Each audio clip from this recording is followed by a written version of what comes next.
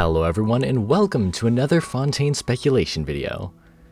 Today, I'll be going over my thoughts on Focalors, the current Hydro Archon of Fontaine. I know I said that videos in this mini-series would release every other theory video, but I was just really excited about these ideas. Also, if you like this video, consider subscribing. It helps me out a lot and I'd really appreciate it. With all that said though, let's get right into the video.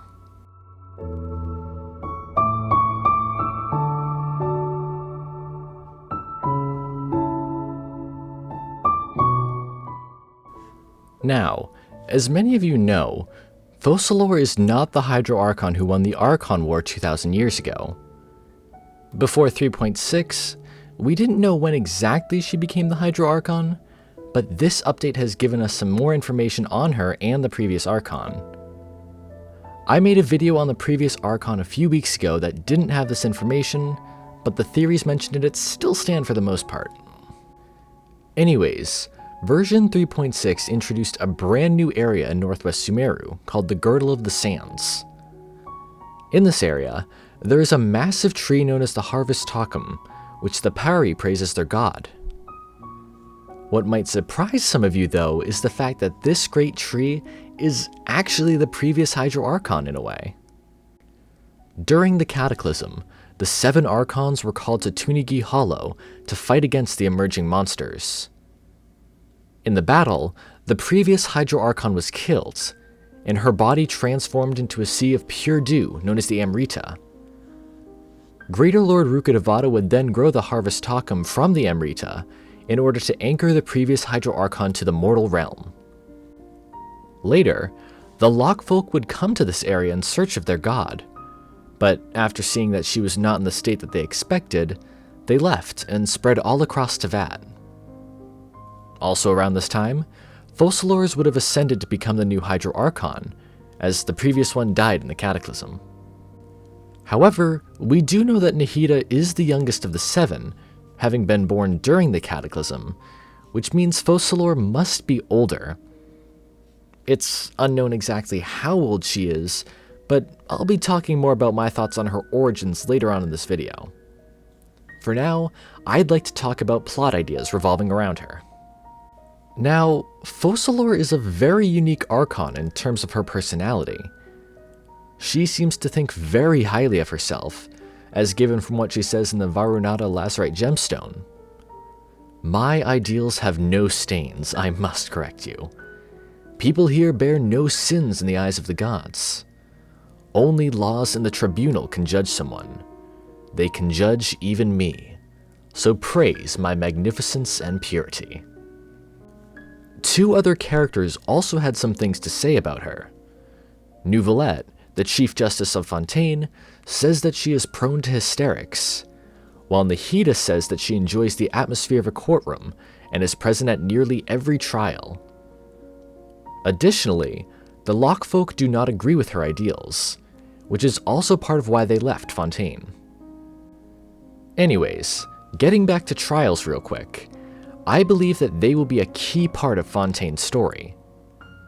Like I just said, Nahida tells us that Focalors is present at nearly every trial. She also tells us that while Focalors doesn't directly preside over trials, she still has the right as an Archon to influence the final verdict. In the Archon quests, she or someone else may use this power to their advantage. As for who the someone else could be, I think it would be the Fatui. In my Fatui video for this mini-series, I brought up the idea of the Fatui manipulating Focalors behind the scenes in order to obtain her gnosis, and that trials would be a part of that. I still believe this is a very real possibility, and that characters like the Traveler, members of the Hexenzirkel, or even other Archons could be among the ones who are put on trial. These trials would of course benefit the Fatui, at least until Focalors finally realizes that she was being manipulated all that time. This revelation could cause her to break into hysterics, like Neuvillette says she does, and attack the Fatui. It could even lead to the death of another Harbinger, but honestly I don't see that happening. If Focalors did fight a Harbinger though, I would love to see her fight Arlecchino, as both of them have hidden crazy sides. Anyways, I definitely think trials are going to be very important in Fontaine's Archon quest, and they may be how we reason with Focalors. If she instead is not being manipulated, and is putting all these people on trial for her own reasons, then beating her in a courtroom debate may be one of the only ways we could reason with her.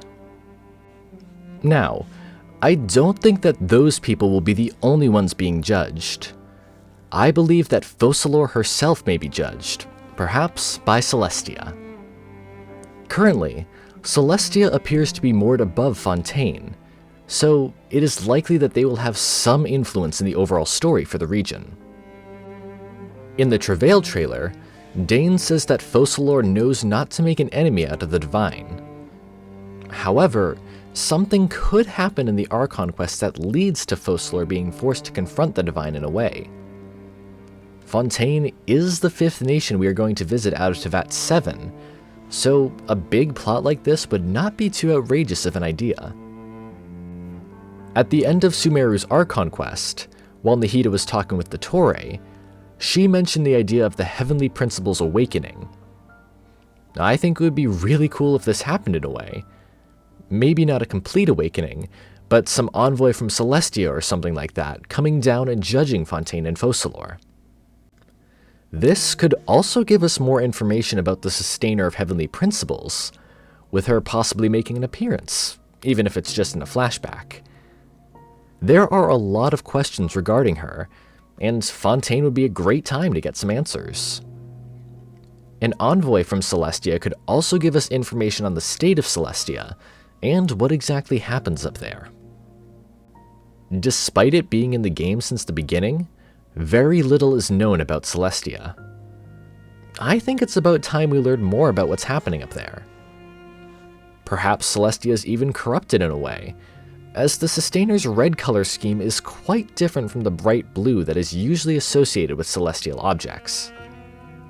While we likely won't completely purify Celestia and Fontaine, it would be important to show it as possible by purifying an envoy from there or something.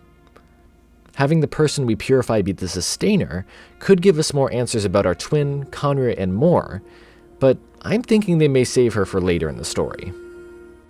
Speaking of Khaenri'ah though, I'd like to talk about that next. Khaenri'ah was a very advanced civilization, in part due to the fact that their machinery was created with knowledge that came from beyond Teyvat. This knowledge was likely part of the reason as to why the nation would be destroyed eventually. As for Fontaine, it is also a highly advanced nation, with a bunch of new inventions coming from there and being spread all across Teyvat. Focalors would likely be in support of this industrial revolution, and may even be the reason why it started in the first place. However, we don't really know how this nation became so advanced. We do know that the entrance to Khaenri'ah is located nearby in Sumeru, and that ruin guards and other ruin machines can be found around Teyvat. So, Fontaine could have used some Khaenri'ahn technology to jumpstart their industrial revolution, which would also put them in danger from Celestia. If this is the case, it would further explain why the Lockfolk don't like Focalors. Khaenri'ahn technology and influence caused the Cataclysm, and the Cataclysm is what took the previous Hydro Archon away from them. Focalors, on the other hand, might not even realize the true consequences of her actions, putting Fontaine in more danger. We know Focalors is older than Nahida, but we're not too sure as to how much older. If she is much older, then she would have seen the effects of the Cataclysm, and would not want to repeat that. This would tie back into the line Dainsleif said about her not wanting to make an enemy out of the Divine. So then, why would Focalors potentially use Khaenri'ahn technology to advance the technology of her own nation? Well, I do have a theory about that, but it is definitely one of my more crazy ones. I'm not sure if it will end up being true at all, but it's still a fun idea, and I'm really excited to talk about it. Now, this theory of mine is that Focalors is actually originally from Khaenri'ah. Again, I know this is crazy and quite unlikely, but this is mainly for fun. If we compare Fontaine and Khaenri'ah, we can find a few similarities. Both have advanced technology, both have fancy attire, and both are related to the color blue. The eyes of Khaenri'ahns are a light blue, so if Focalors was from Khaenri'ah, the light blue would make sense and would still work with the Hydro element. As for the pupil shape, perhaps becoming the Hydro Archon and possessing the Hydronosis could have changed the shape, hiding her true origins. I'd also like to mention the name of the Fontaine Archon quests, Masquerade of the Guilty. In the eyes of Celestia, Khaenri'ah was guilty of multiple crimes, which is why they were punished. Anyone from Khaenri'ah would be considered part of the guilty. So, Focalors hiding her origins and becoming the Hydro Archon would be a masquerade of one of the guilty. There's also the new Nymph Stream artifact set. The lore mentions the Marechaussee, which was a police force in charge of justice in France before the French Revolution. This likely means the artifact's lore relates to Fontaine, which I'll be discussing more in a separate video next week. Anyways, the design of the artifact set matches more to Khaenri'ahn symbolism with the dark colors and primogem shapes. The circlet, Felldragon's monocle, also talks about Khaenri'ah itself. And to the end of his days, he shall conceive of a kingdom powered by machines and energies not derived from the elements. Now, Focalors would have to be a pure-blooded Khaenri'ahn to avoid being turned into a hilichurl, meaning that she would have likely seen that place with her own eyes. Alternatively, her parents may have been from Khaenri'ah, but moved to Fontaine either when she was young or before she was born. Either way, it would be very interesting to meet a god who was once human, especially one that hailed from the godless nation of Khaenri'ah. It would also be interesting to see if she is trying to seek revenge against Celestia and the Heavenly Principles in the form of her justice. Again, I know this is a huge stretch, but it's still a fun theory and I actually really like it. Focalors is quite an interesting character, and I'd love to hear your thoughts about her. I really like the theory of her being from Khaenri'ah, even though it is quite unlikely. Also, I'll be taking a little break from this miniseries, and the next two theories I have will be about other topics. After those though, I'll be back with more Fontaine to talk about potential landmarks and locations. I'd love to hear what parts of Fontaine you're interested in and what questions you have about it in the comments below as well. Anyways, that's it for this video. Thank you so much for watching. Sources and further readings are also in the description if you want to check them out. I hope you all have an amazing day, and I'll see you all in the next video.